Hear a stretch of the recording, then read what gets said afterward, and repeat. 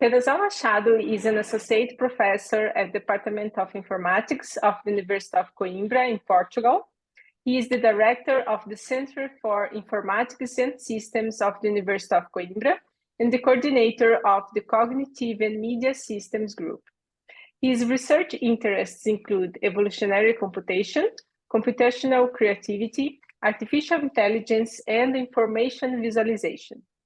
He is the recipient of several scientific awards, including the EvoStar Award for Outstanding Contribution to Evolutionary Computation in Europe and the Award for Excellence and Merit in Artificial Intelligence granted by the Portuguese Association for Artificial Intelligence.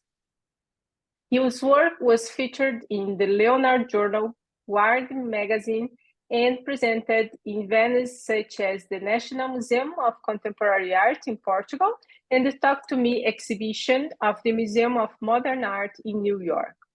Welcome, Dr. Penousal Machado. It's a pleasure to have you with us in this interview today. The pleasure is all mine.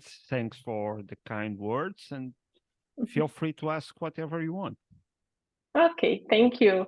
So, at the beginning of September, we were together at the Species Summer School, and during your first presentation, you mentioned that you did too many things in your career. Can you tell us about some of these too many things and why do you think they were too many?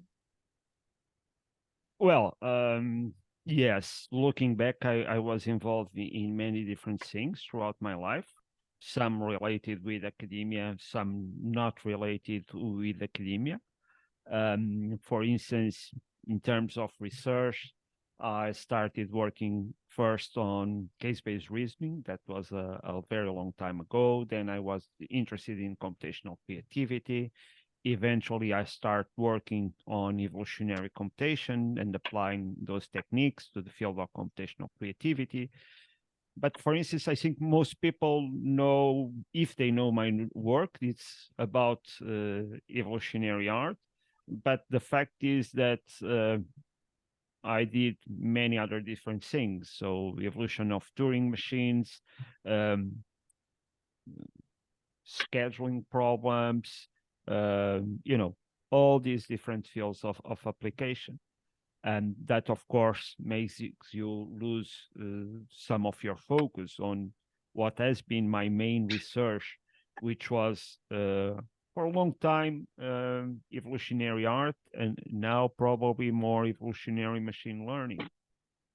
Then on top of this, I got involved with the field of information visualization. I created, and also with the field of design, graphic design, that is. So I created a research group, which is called Computational Design and Visualization Group.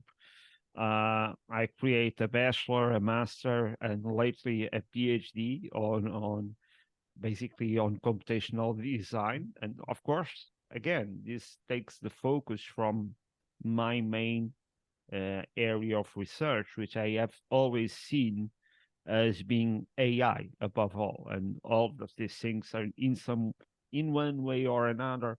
What I wanted to accomplish was always some sort of cognitive augmentation. So, of course, when you do all these things, and I do get easily distracted, you lose a little bit of focus. And in the context of a summer school, I think it's important for students to keep focus on a specific area of research. And to some extent, I managed to do that. And at the same time, to be open to new things. I don't regret doing, well, I was going to say any of those things. Actually, some of them I obviously regret because you don't always take the right turn. But I would probably do pretty much the same things. And this gave me opportunity to meet amazing people with very different mindsets, have fun, learn a lot of new things. You think that you have some culture, and until you meet people that come from a totally different background, and I find that very rewarding. So yeah, that was the idea. Cool, really nice. A lot of things, and I think it's nice to have this broad view of the field of artificial Yeah. intelligence. But as you said, and you mentioned that, of course, there was something that didn't work well, and my second question comes in that direction, because doing so many things, you are likely to have faced many failures in this project.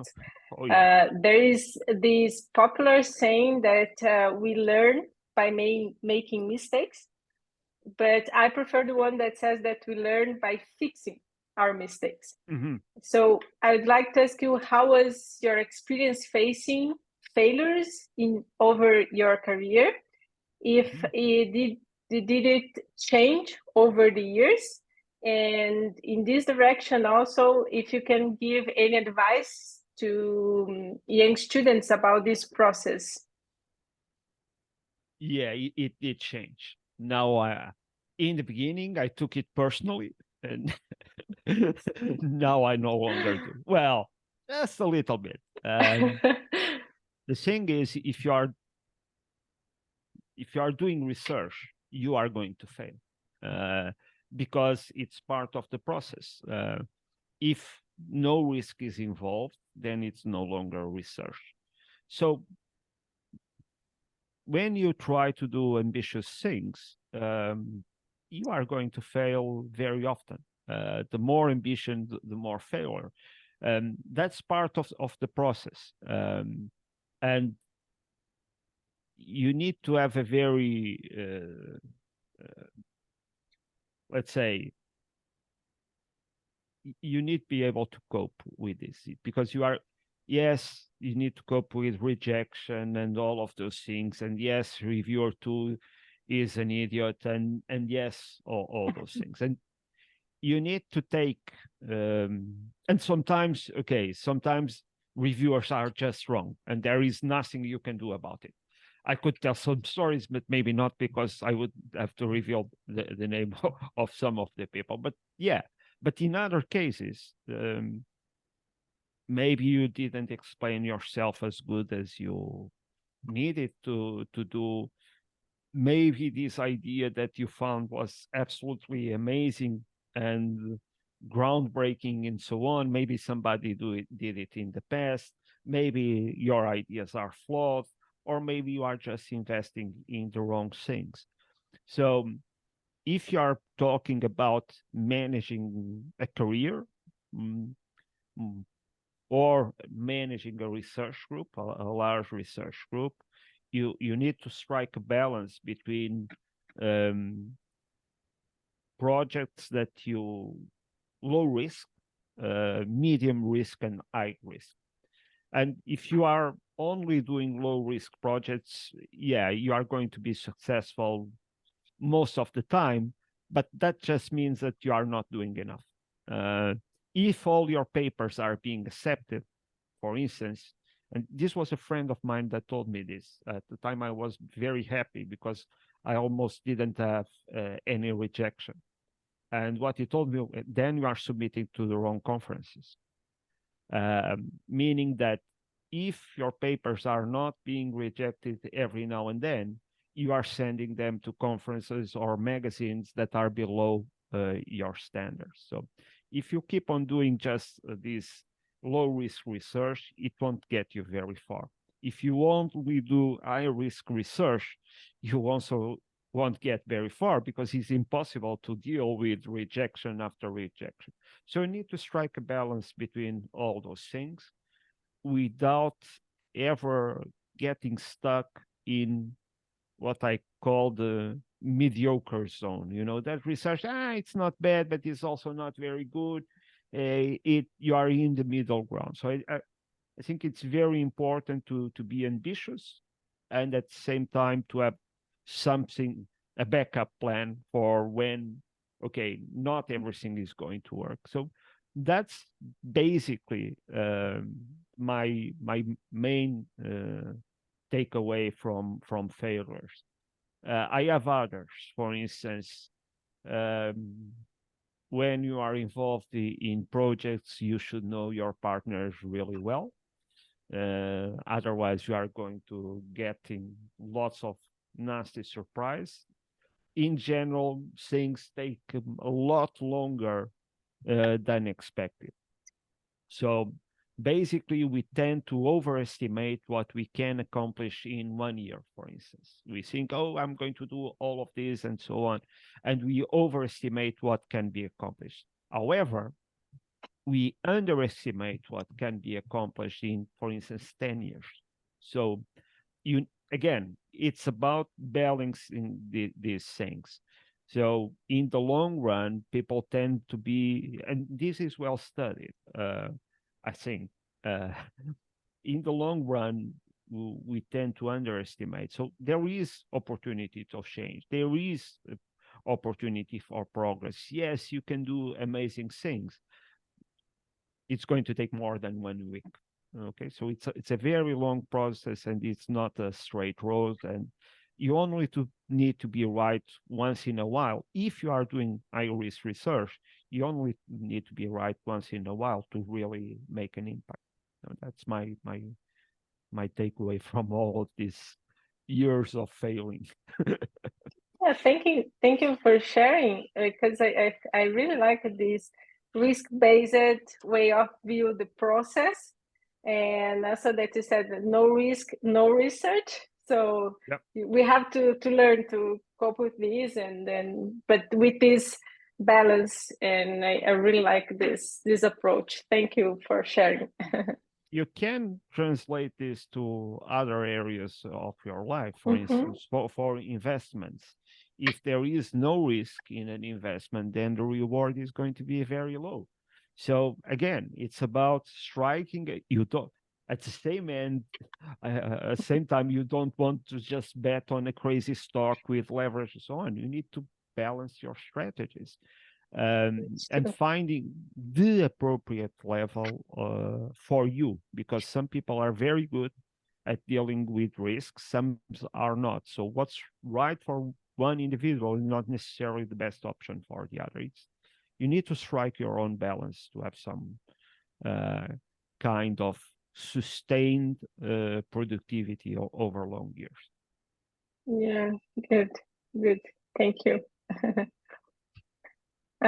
One of your most known projects in the field of evolutionary art is the NEVAR, that Mhm. is an interactive evolutionary art tool, which can probably be considered the first evolutionary artificial artist. How do you see the evolution of the evolutionary art field? Okay. Yeah, I'm not sure it can be considered an artist. I would argue that it cannot. That's a long discussion. But I think it's a cool tool that can work interactively, can work autonomously, and it still gives me great pleasure to work well. Now it's no longer the original tool, but with other incarnations of that tool. The evolution of the evolutionary art field. Huh.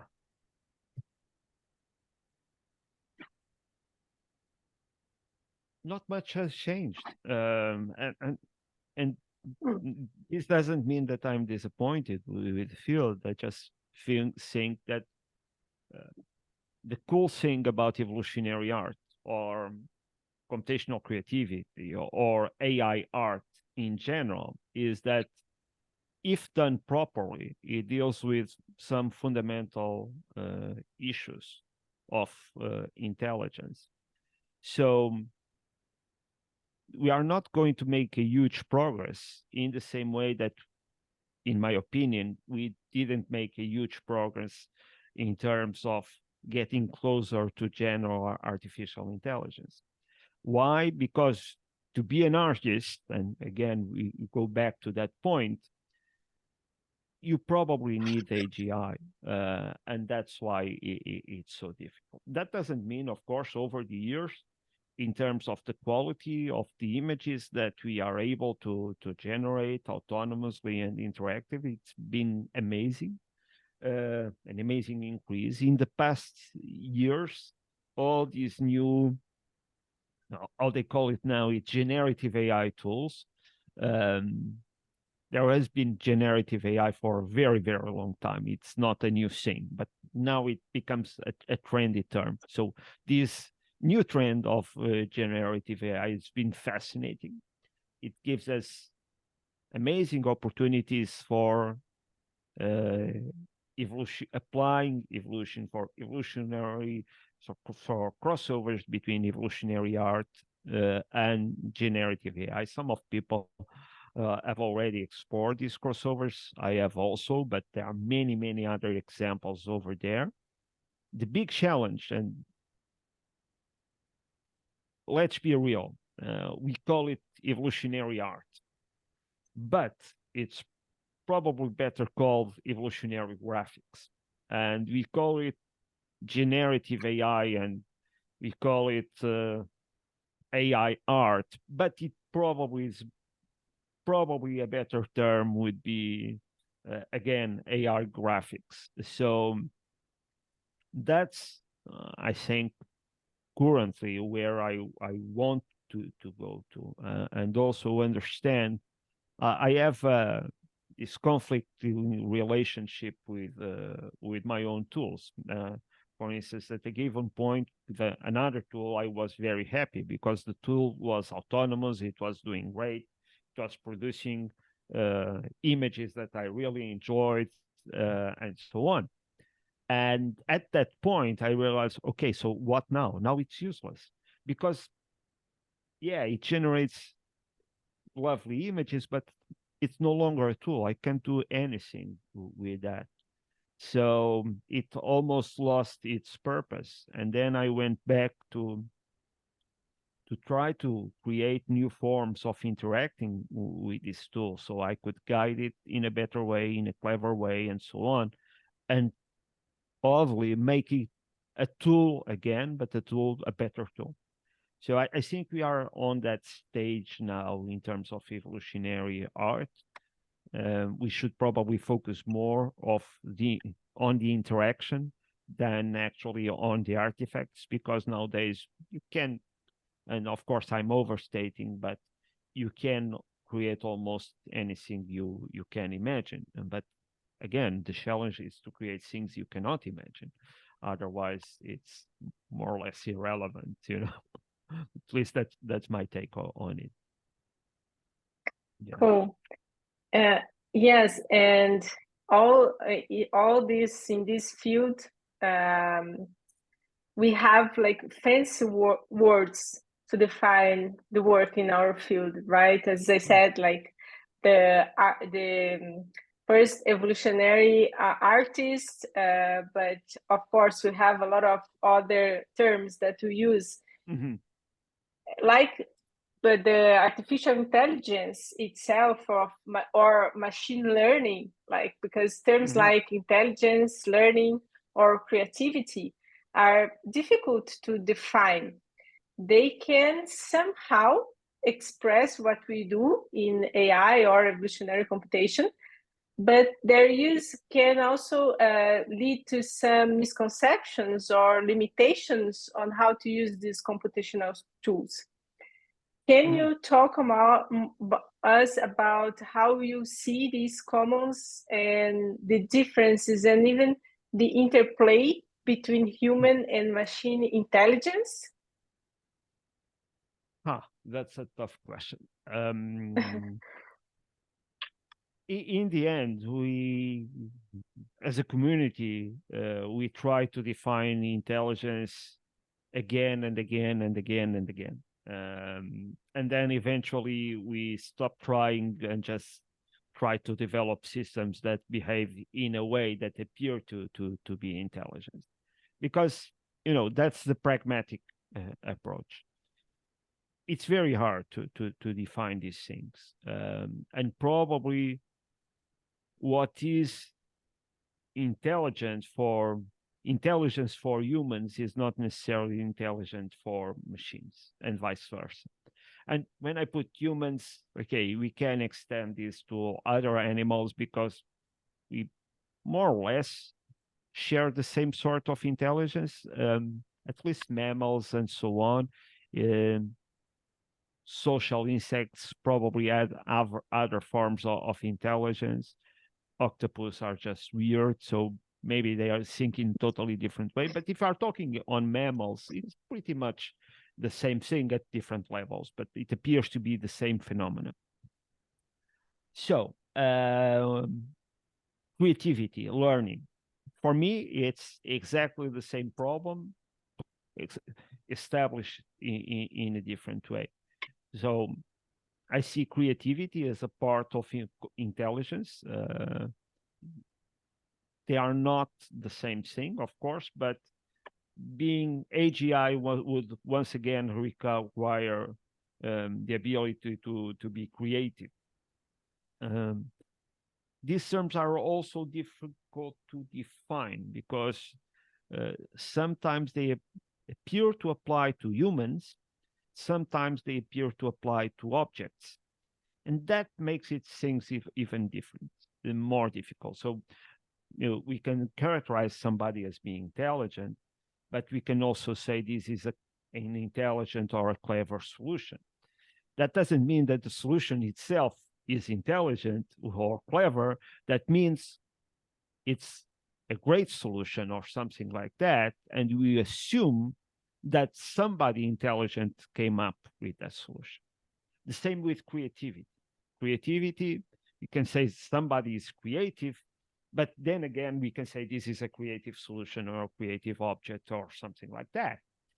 So again, an artwork is not creative. We simply assume because the artwork has some characteristic that it was made by an intelligent, creative person. And here is the emphasis on the person. And this does not necessarily apply when we are suddenly talking about machines.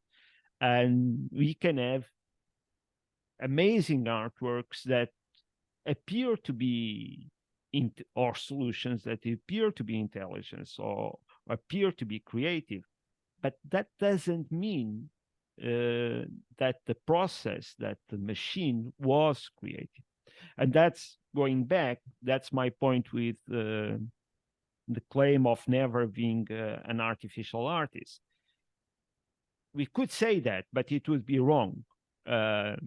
Just because, let's assume that Never is able to produce artworks that are valued by us as humans. So we consider those artworks to be good, to be real art, and so on and so forth. That doesn't mean that it was created by an artist, because that's simply not how it works. To be an artist, you need to have an artistic intention. It's more than that, and in many cases, the artistic act is recognizing that something is special. So, for instance, when Duchamp made his fountain, and people can debate if this is art or not, but if you look at the writings of Ellen de Sanaeki, this is art, and this art by this simple reason. It turns something into something special. And that is, to a large extent, what art is, and that is, to a large extent, the evolutionary value of art, at least according to Ellen de Sanaeki. So we have this contrast and these two dimensions that one is considering somebody intelligent, the other is considering something as an intelligent solution, and so on. And these things happened and made sense when humans were creating everything. Now, probably we need to come up with different terms or to circumscribe and say, okay, intelligence or creativity is a characteristic of a process. So a creative process, a creative person, and so on, not of a product. And that will help clarify things a little bit, in my opinion. Yeah.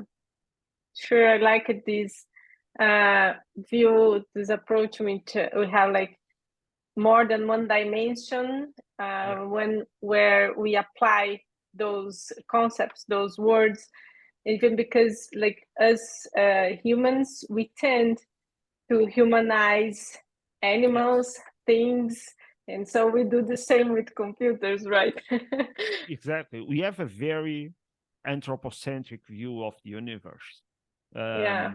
Because that's the easiest way to understand certain things. And that has worked for a Yeah. long time.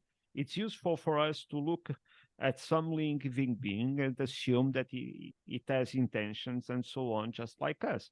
And maybe they do, maybe they don't. Well, some obviously do, others probably not. But now suddenly we have machines, and this is different. So those concepts no longer apply, and uh, we need to adjust the way we think about these things, and B, as researchers involved in this area, we need to help people to be more aware of these basic differences between humans and computers, or humans and Yeah, machines, or even animals and machines. That's my take. totally agree. Yeah, nice. Thank you. No problem. You are already the author of 2 books, and you're Mhm. about to release a third one, right? Yes, yes. So, Uh, can you tell us about this new book and also when and where it will be released? sure. Best book ever, by the way. Uh, I'm joking.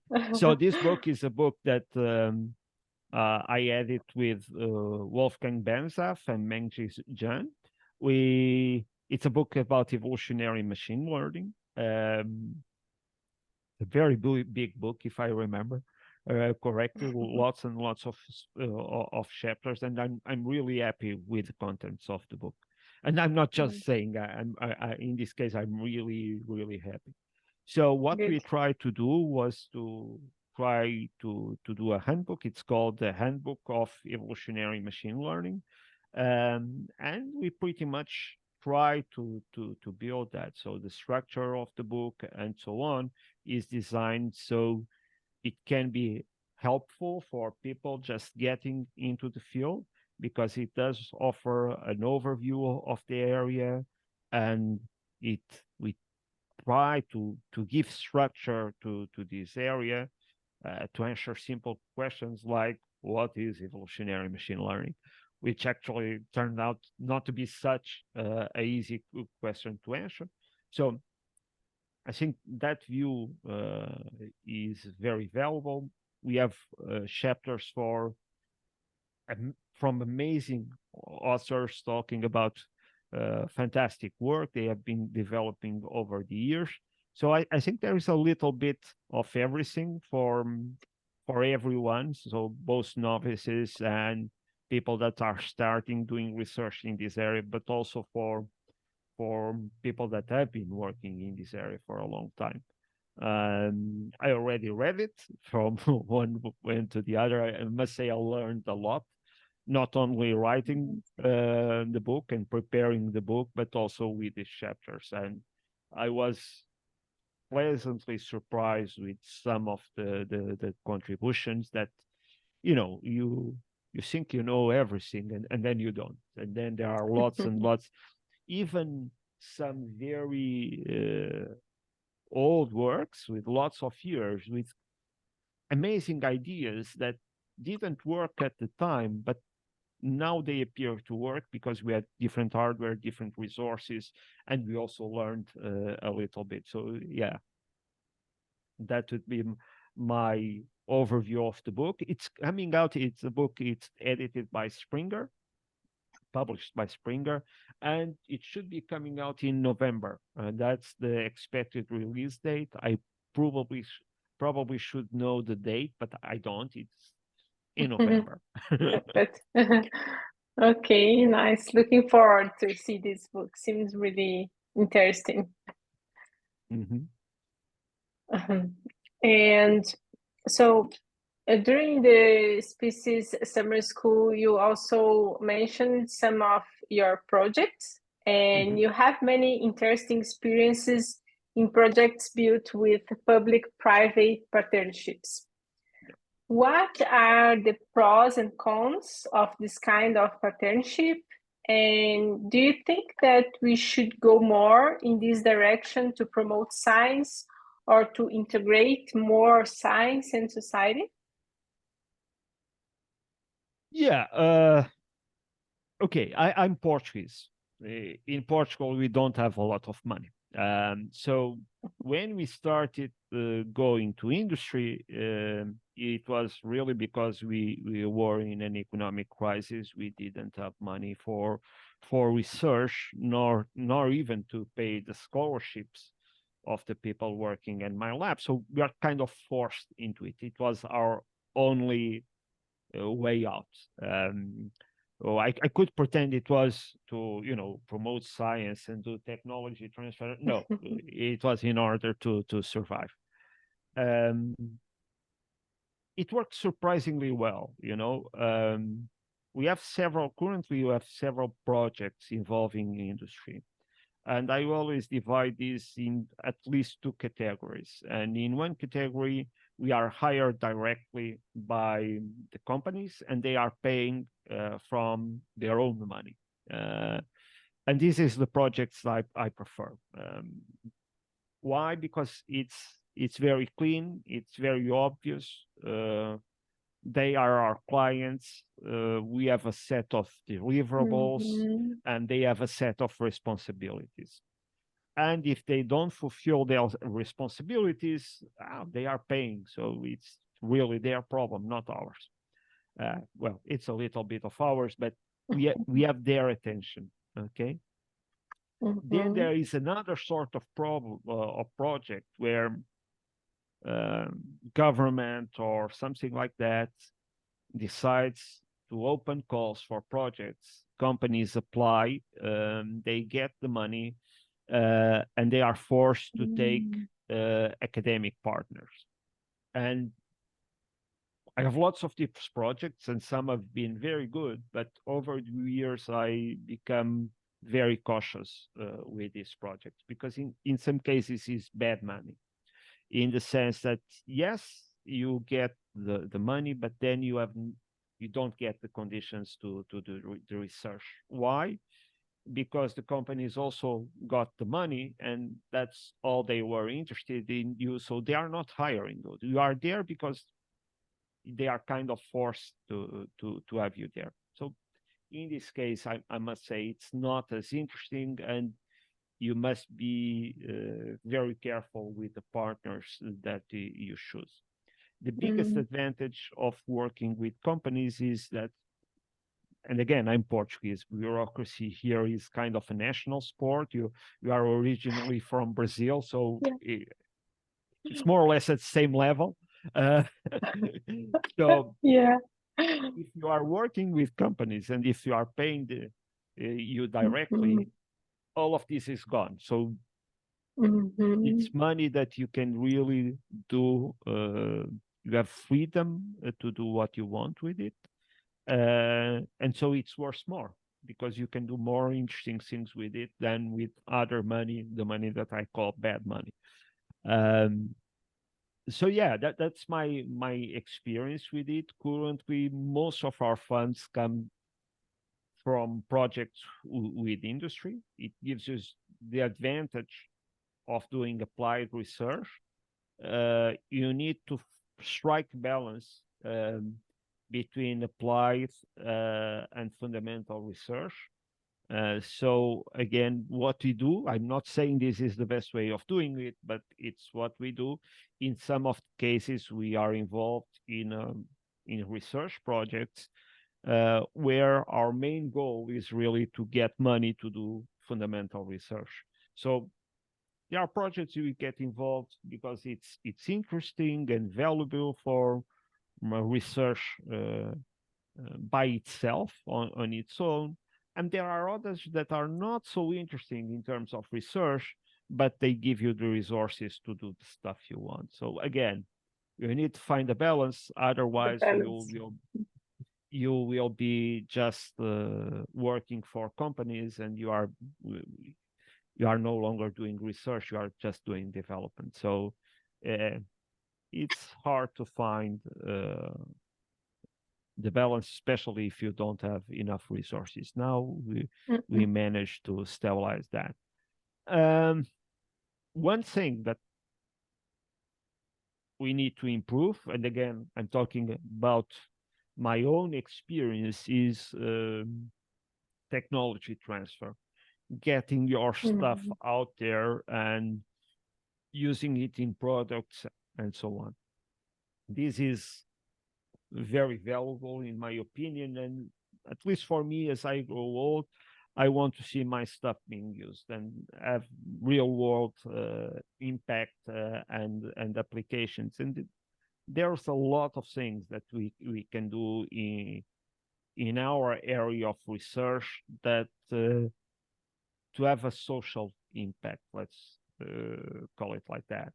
In my case, the easiest way to do it is through information visualization, because we can use it to show all sorts of phenomena and have a real impact and an immediate impact in society. But using evolutionary computation, you are also able to go and to try to have a social impact. It just won't be as visible, but it's still there. So that's my current stance at things. Again, it's all about balance. You can quickly get Mhm. stuck in all these projects that are very important from a social perspective, but that will divert you from research. So you need to find a balance. Yeah, Balance. I Yeah, keep on saying this, nice. right? Yeah.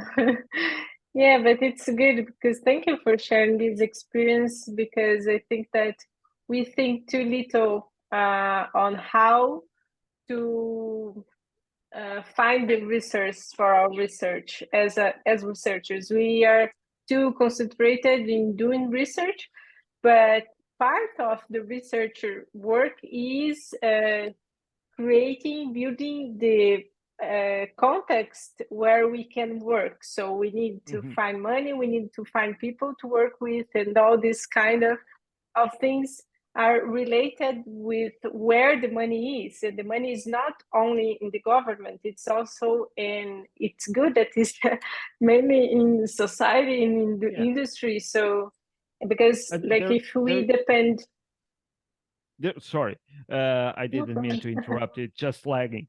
Um, there is also something very important. Sometimes it's not about the money. Sometimes it's about the conditions. Sometimes there Mhm, is, for instance, data or resources that are out there that you don't need the money. You just need the resources to do mhm, something totally different. For instance, in our case, in some information visualization projects that we did, it was all about the data that was available and going to the right person to give us the data. And if you are doing machine learning, in many cases it's just, well, not just, but it's a lot about the data. And data exists in companies, in private institutions, in governmental institutions, and so on. So if you want to do applied research, really lots of people that can benefit from your skills and are probably willing to collaborate. And in many cases you don't mhm. need money, you just need resources, which are different things. Yeah, that's true. That's true. I know this by experience as well. You're completely right. The data for us is out there, and we need to collaborate with the Yep. industry to have them. Yeah, great. And so, besides your researcher work, you are also a professor. Hmm. And how do you perceive this intersection of these roles? And what do you see as the primary barriers in bridging the gap between scientific research and the practical understanding of the students when they arrive to the university? Okay. That's again a tough question. Um, it it depends a lot. So you basically you need to be realistic. You cannot expect a first year student to understand the research you are doing and so on, or to be useful in the context of your research. So you need to give them time to grow and to learn and so on. You should, however,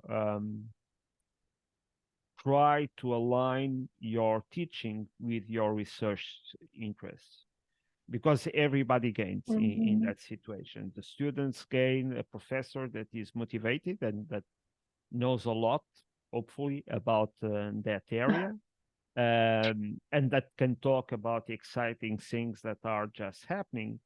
And you also gain because you are not going to teach things that you simply don't care about.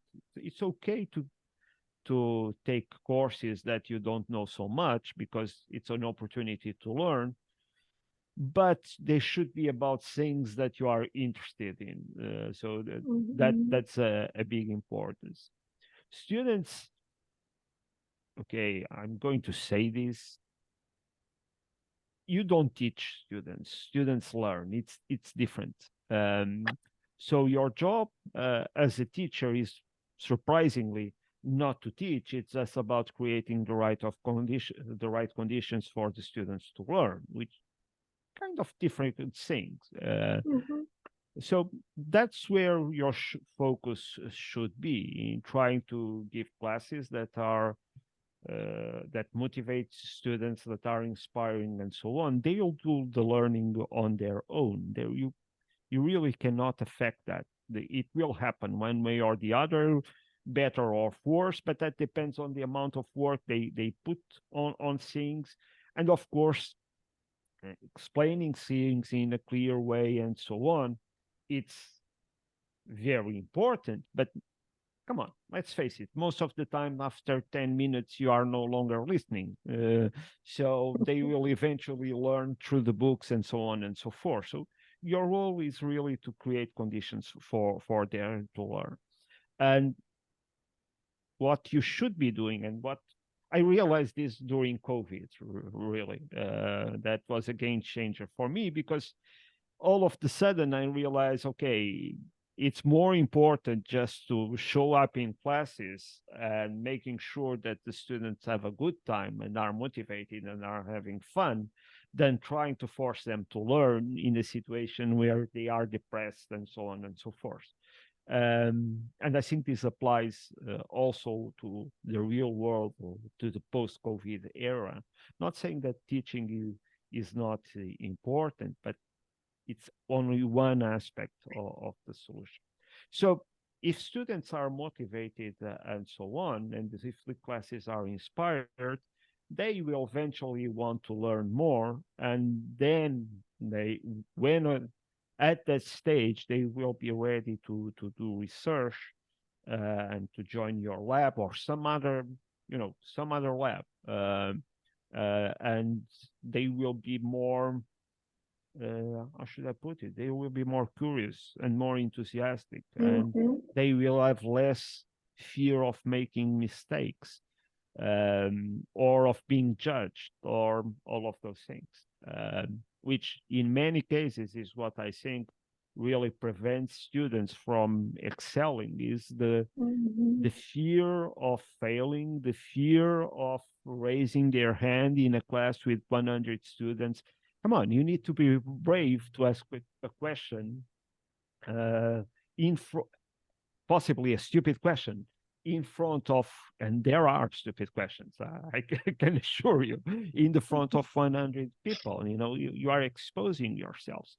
So creating this environment, I think, helps a lot in creating or in promoting the curiosity of the student. You are not making, again, you are not going to make somebody that is not curious suddenly a curious person, but you will be Mhm. able to promote the curiosity that is already there, and make them grow a little bit or give them conditions to do it. Good. Nice. Well, thank you a lot for all these conversation, for all your sharing of your Mhm. experience and points of view. We are about to finish our interview. If you want to give some final words or just say goodbye. No, I don't have any final words. It has been fun, more fun than I expected. I hope I didn't say anything too stupid or too absurd. And above all, I think it's important to to think about what you are doing, and to see on where you want to be in 5 or 10 years, and energetically, but also in a calm way, to try to follow in that path. And that means that when you look back, at least in my case, yes, you look back and you see, oh my God, I went in so many different directions, but in the end, the road is not going to be straight. But in the end, there is a direction, and it makes, and you look at your career and makes sense. And especially if you are in the beginning, and of course, in the beginning, it's always very complicated and stressful, and you need to take compromises and so on, but that will give you a direction, and I think that's very important, to have a self of accomplishment and not losing track of the big picture. Yeah. Good. Yeah, it's Thank you. important.